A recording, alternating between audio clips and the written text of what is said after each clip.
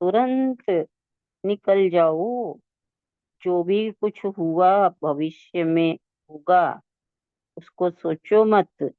जो भूत में किया उसको इसी क्षण छोड़ दो। जो हो गया सो हो गया। और अगर इसी क्षण तुमने छोड़ दिया, बाहर निकाल दिया मन से, तो तुम पूरी तरह मुक्त हो जाओ। सिर्फ इस क्षण का भान रहे, तभी ध्यान होगा। तभी एक ही समय में दो विभिन्न तलों पर एक साथ तुम में शक्ति आती है। फिर तुम भीतर से शांत और मौन रहकर बाहर के कार्य कर सकते हो। जब छोड़ते हैं ना कि इसी समय त्याग, तो शक्ति आती है।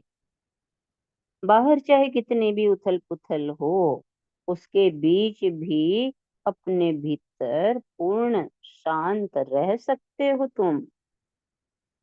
इन दोनों विरोधों के बीच जी सकते हो तुम। और ऐसे जीने की क्षमता हर व्यक्ति में बीज रूप में होती है। जो ये सब त्याग सकते हैं वही परमात्मा को पा सकते हैं। परंतु त्याग शब्द का अर्थ बहुत समय से बहुत ही गलत समझा जा रहा है। इस शब्द को बहुत ही तोड़ा मरोड़ा गया है।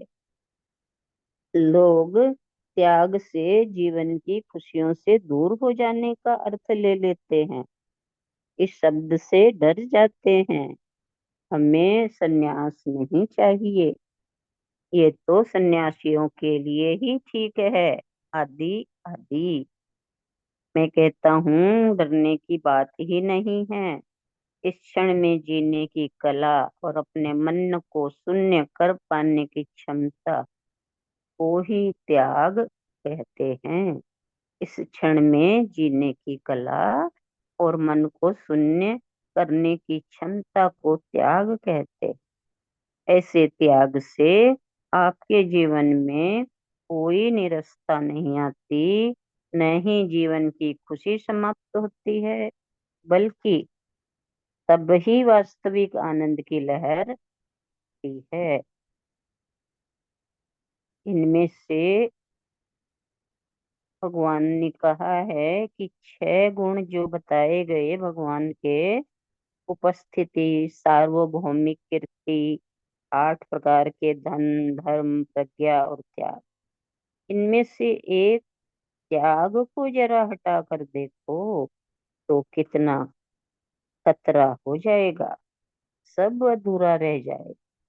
इसी भांति यदि ज्ञान को हटा लें तो कीर्ति का अर्थ नहीं।